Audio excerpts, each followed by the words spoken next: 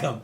I'm Rob Moyer from the Ocean River Institute, and with me today, I'm Megan Mathieu. I go to Tufts University. I'm Sabrina Machtay. I go to Brandeis University. I'm Morgan Owens. I also go to Tufts University. and we're talking about slowing water down and keeping it in our communities, and all the benefits that could occur when we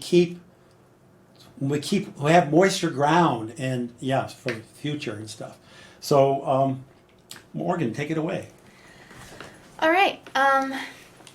So I'm going to start by talking about water, because water is an incredibly important climate regulator on Earth, and it really regulates temperatures. As the blue planet has a significant amount of water in the ocean as well as in the atmosphere, and this is very important for its ability to maintain temperatures in a nice buffered zone that we live in called planet Earth.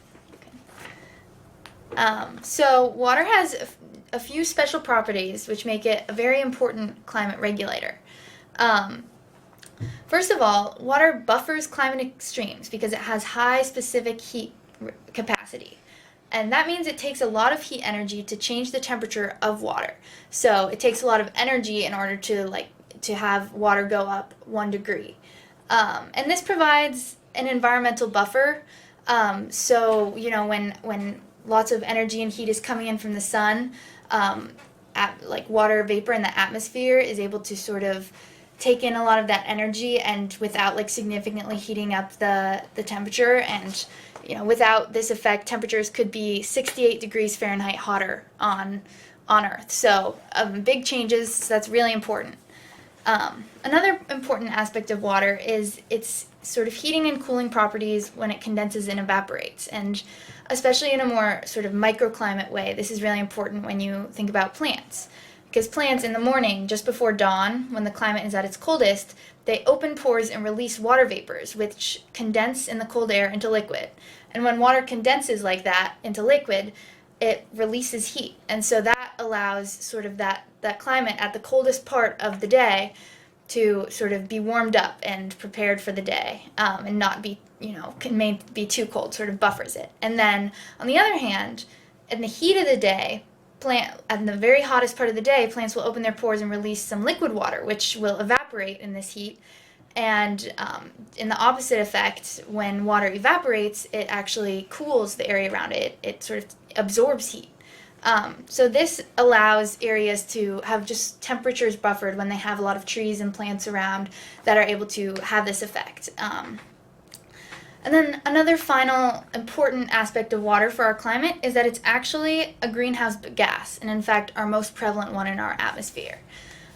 We often think of carbon dioxide this way as a greenhouse gas, and mainly doing this effect, but actually water does it also, where when heat is reflecting up from the earth, if it hits a water molecule in the atmosphere, it'll sort of be bounced right back down, and it'll maintain the heat in this area, thus warming the planet. And this is an important effect that naturally needs to occur on Earth to, also have a livable planet that isn't too cold. But, when we have too much of it, which we've seen a lot of recently with carbon dioxide and things like that, we have too much warming. And, human emissions also cause sort of aerosols and different particles to be released into the air, which the water vapor groups on. And that's important because this doesn't allow the water vapor to sort of become clouds where it would then group together enough to rain down. Instead, it sort of just stays hanging in the atmosphere as water vapor, where it acts as that greenhouse gas. Because when it's in clouds and when it's coming down, it's sort of a part of the water cycle in a different way. But when we have all of these sort of pollutants and particles in the air, it causes this, greenhouse effect to be exacerbated because there's just more water vapor hanging in the air and unable to sort of leave the air, and that's sort of a haze smog effect. Yeah, and so these greenhouse gases, as Morgan said, are warming the planet, and part of that is important, but we've crossed a threshold where we have way too much of these greenhouse gases in the planet, and we're overheating, basically, and causing a bunch of other problems. So one of the main greenhouse gases that we're often talking about is carbon dioxide. And currently we have 422 parts per million of CO2 in the atmosphere. But sort of a climate objective is to remove 100 billion tons of carbon and return closer to 350 parts per million and have a healthy climate. So the question is, we want to remove this CO2, but where do we put it? We have 800 billion tons of carbon in the atmosphere. Biomass, let's switch this here. Biomass, so plants and trees, store 564 billion tons of carbon. But if we wanted to take 100 billion tons out of the atmosphere, we would have to increase plant life by 20%. And so that's not a really feasible option. However, soils hold 2,800 billion tons of carbon. So the kind of elephant in the climate change room is soil. We only need to increase soil's carbon sequestration by 4% to remove this 100 billion tons of carbon and return us to 350 parts per million and a healthier planet and environment. The next slide, please. So an important part of this is that when plants photosynthesize, they pull CO2 out of the atmosphere and they create carbohydrates. And most plants use 2/3 of their carbohydrates to grow and create that above ground biomass, and then 1/3 of those carbohydrates are secreted as root exudate into the soil, and those soils then hold that carbon for a long time.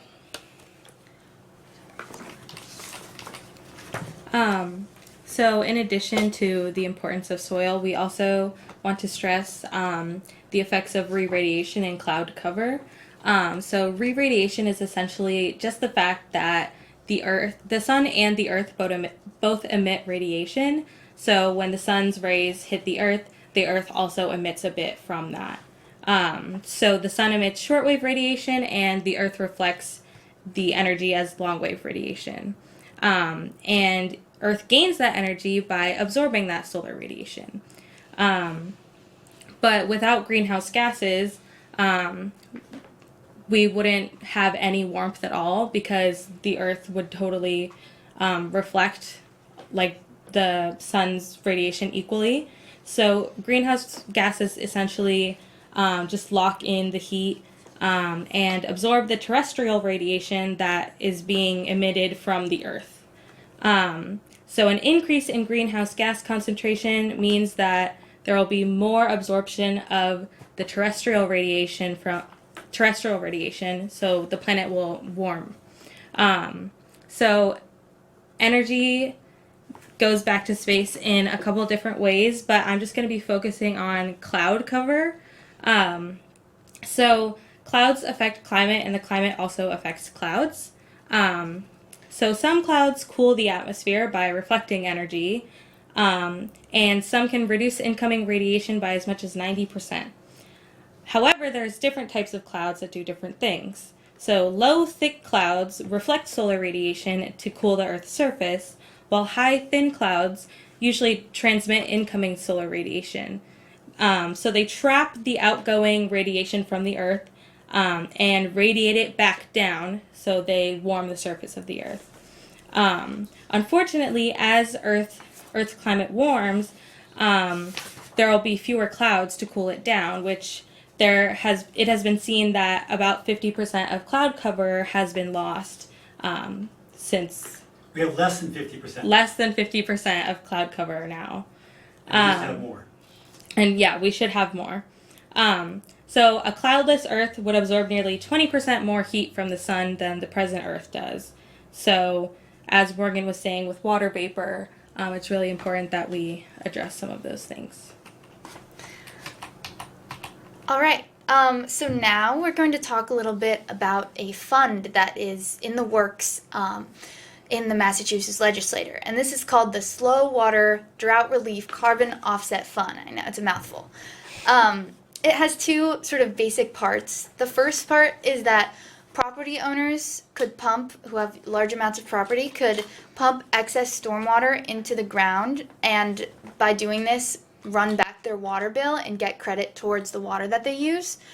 And the second part is that residential lawn owners will pledge not to spread fertilizer or any sort of chemicals or pesticides, and this will allow their lawn to store carbon in the soil. And once they've stored this carbon, then they will actually be compensated for the amount of carbon that they've stored in the soil, and as a sort of climate change solution.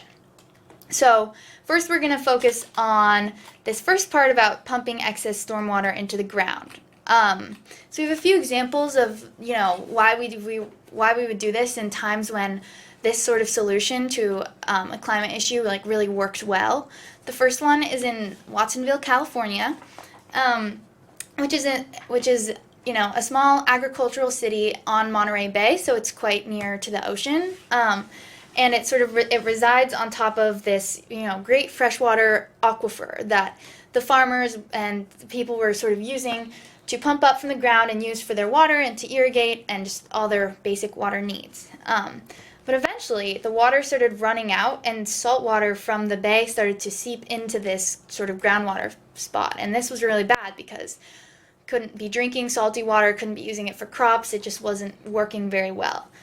So at first they tried charging residents for water in hopes that it would reduce the water use that they would have. But everybody needs water, and these farmers especially needed it for their crops and of course for themselves. And so this didn't stop the water use at all and didn't solve the problem. So they sort of chose a different strategy where they started paying farmers to run irrigation pumps backwards and recharge the groundwater from rainwater that would otherwise go into the sea. So as rainwater fell and would have run off, instead it was being pumped actively back into this groundwater aquifer.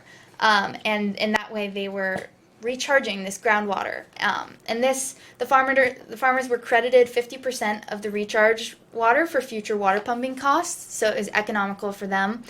And this water that they pumped back in helped push the seawater back into the ocean. So it allowed this aquifer to remain fresh. It also kept the soil moist, which reduced the need to continue irrigating a lot, and it maintained higher groundwater levels. So this was definitely a success where they pumped water back in order to sort of recharge these groundwater.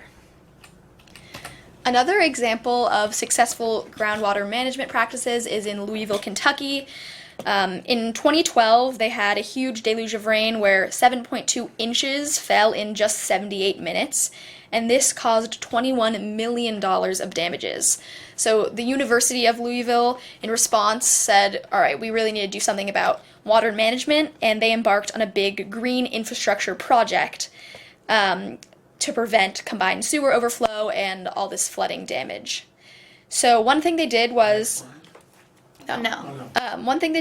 replace impervious surfaces, like in pavement on sidewalks and in parking lots, with permeable pavers. They also created an underground infiltration basin for fast runoff areas. You can see on the bottom left construction for a water storage kind of area. And then they created rain gardens, bioswales, and you can see on the right side there's a rain barrel there. Basically, we're trying to capture water wherever they could, put it back into the ground, and prevent flooding. Now, every year, 72 million gallons of stormwater is diverted, and they have a greener campus and much fewer damages and are saving money. So, great success story. So now we're going to talk a little bit about our universities. So I go to Brandeis. And we have seen that, the same as Louisville, Kentucky, a lot of money can be saved by implementing some of these practices. So I used Google Earth to figure out the square footage of 63 Brandeis buildings and parking lots. And the total square footage came out to be 1,556,698 square feet, which is a lot of space. In Waltham, we get on average 48 inches of rain a year. And if all of that measured rain was put into the ground, that would be 6.3 million cubic feet of water. So we talked to Waltham's water department to figure out how much money Brandeis could actually save by putting that water into the ground and getting it taken off of their bill, which would be $777,565 a year. So this would justify a lot of the costs of buying and installing metered pumps and for, treating the water that is put within parking lots before it goes into the ground. And then I go to Tufts University along with Morgan, and we embarked on a similar experiment trying to figure out, okay, where are the impermeable surfaces around campus where usually water just runs off and is not able to naturally absorb and infiltrate back into the groundwater system. So I also have some examples of, here's the map of Tufts campus with my crazy pink drawings of everywhere that I mapped out on Google Earth as well. You can see the spreadsheet on the right hand side with different building names and numbers, and then the square footage when you trace around the outside. So it's just like the footprint of where the rain would fall on the buildings. Also looked at some parking lots, which, as Sabrina said, might need some different water treatment practices before it's pumped back into the ground. I measured 58 major buildings and parking lots around Tufts campus for a total of 1,355,700 square feet of impervious surfaces.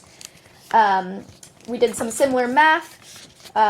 Tufts gets around 4 feet of rain per year, so multiplying that by the square feet of impervious surfaces is 5,422,800 cubic feet of water. So we used the same Waltham water rates actually this time. We calculated almost $700,000 of water. And if folks were given even a 50% credit off of their water bill, they would save $350,000. So it's offsetting the cost of installing those pumps. And it's a one-time cost of installing the pumps, and then you'd be making money back off of your water bill every year and help restoring the local water cycle and community as you do it. All right, so now we're going to address the second part of the bill, which gets into what we were talking about a little bit earlier about, soil and grasses and lawns. So this one specifically is focused on residential lawns and really focusing on having natural lawns because they're actually able to store large amounts of carbon in the soil. And the most important thing with natural lawns is to not, have all of this management and problematic things. Lawns get this really bad rap of like, oh, they're so unnatural, they're monocultures, they're terrible for the environment. But the real reason that, they get all of this bad rap is not because grass or something like, a field of grass is like some bad thing. It's just that the way that we manage these lawns and the things that we put on them can be really harmful. So basically, this part of the fund would be reimbursing people for not using these negative practices. And probably definitely the most important of these negative practices to not have happen is not using, quick release fertilizer. There's a lot of problems with this fertilizer. The first problem is that it's just completely unnecessary on an established lawn. It won't help the grass grow better, and in fact, instead, it will just keep the roots of the grass up on the surface because that's where all the nutrients are coming from. And this makes the grass a lot less resilient because it's only getting all of its nutrients and water and everything it gets from its roots sort of at this very top area in this fertilizer. But, if you don't have this fertilizer, the grass is able to really put its roots down deep and connect with the soil and get its nutrients from the soil and its water much deeper and in a much more resilient way. And another issue with fertilizer is that it has chemicals in it. It often has pesticides and fertilizers in them, or pesticides and herbicides, which kill other plants that would be in the grass, which, is one reason why we think of it as in a monoculture, because naturally lots of little plants grow within grass. And it also kills a lot of important soil microorganisms that really help keep the soil healthy, keep the nutrients cycling, and support the grass in its natural growth. And also help to store carbon in this healthy soil. So the last problem with fertilizer is that it often runs off into lakes and streams and pollutes them with nutrients that cause harmful algal blooms. And these take away the oxygen for the fish. It makes it really hard for them to survive, and it also makes it so, people can't swim in it. It's just kind of gross. Okay. And then basically, as Morgan mentioned, fertilized plants have these really piddly little roots, and one of the main issues with that, beyond the resilience of the plants, is the fact that they're not able to sequester a lot of carbon. When you have non-fertilized plants, they go out to seek the nutrients deeper in the soil, they get the water and have the relationship with the fungi and bacteria deep in the soil, and then they're able, when they're photosynthesizing, to sequester a lot of carbon. And grasses are especially good at this soil carbon sequestration process because, unlike other plants that put 1/3 of their carbohydrates into the soil through their root exudate, grasses do a whole 1/2 of their carbohydrates. So when they photosynthesize, they put a bunch of the carbohydrates into the soil, and then that soil can undergo a chemical transformation and become humus, which is a rich black kind of soil that stores carbon for thousands of years, and we call this long-term storage. In comparison, wood of a tree lasts for hundreds of years, and we call that short-term storage. So it's really important that we have grasses that are sequestering a lot of carbon into the soil, and that is possible when you have an unfertilized lawn. So a natural unfertilized lawn with these deep root systems can put down an entire inch of soil in a year, and in a lawn that's 240 square feet, 1 inch of soil is a ton of soil, and that correlates directly to its ability to store carbon. So this fund would pay people per ton of carbon that they sequester under their lawn, and Sabrina will talk more about how this soil and carbon helps. Right, so it's really important that the soil is very spongy because its ability to absorb water means that it's very healthy and can provide nutrients to the plants that it's sustaining, and it also means that it can sequester a lot more carbon.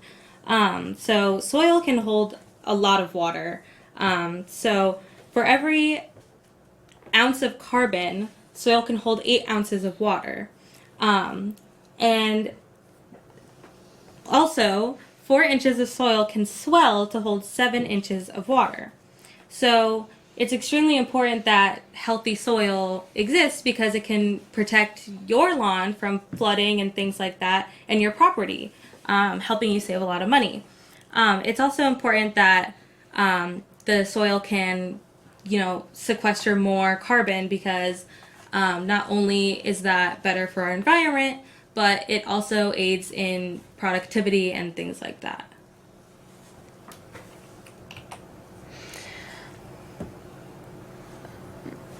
All right, so that's the Slow Water Fund for you. It would pump water into the ground and build soil under our lawns. And it has some really big benefits, as we've talked about in a lot of these.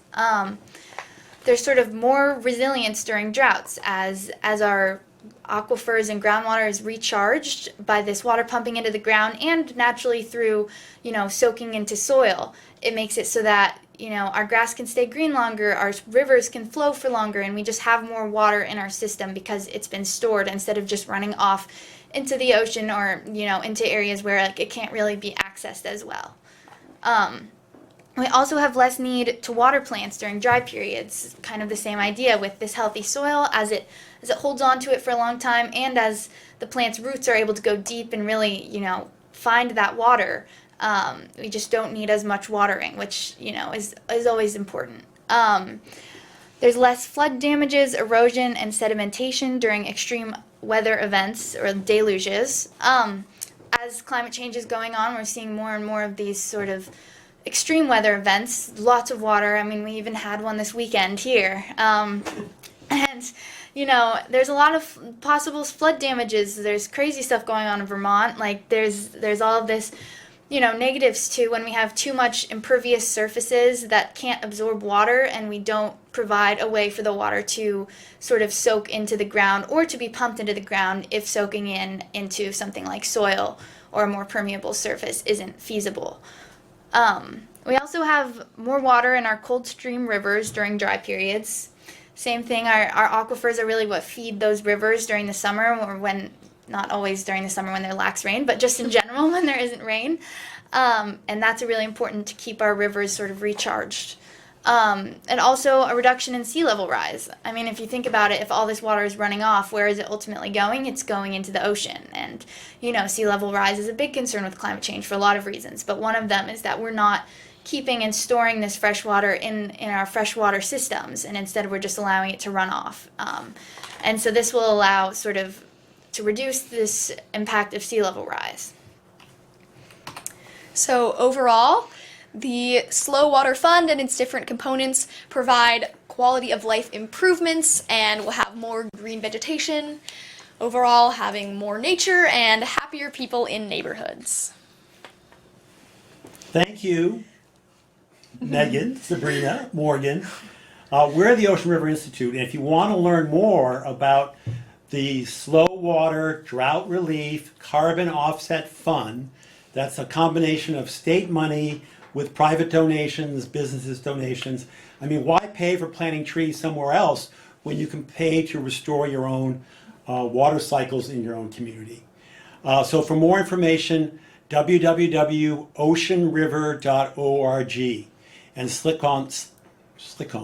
click on the Slow Water button, and please take a moment to read through stuff, and then click on the comment button, because we're collecting support signatures, but what's really interesting to decision makers are the comments that people are putting in. Mm-hmm. So please take a moment for that. It would really help. Thank you for watching this episode of What We Should Know, and I hope all of you will take care of yourselves and then take some time to take some care of this planet of ours. Thanks. Awesome. Thank you. Yeah. Okay, so that's a wrap. So we got this, piece of, that was really tight.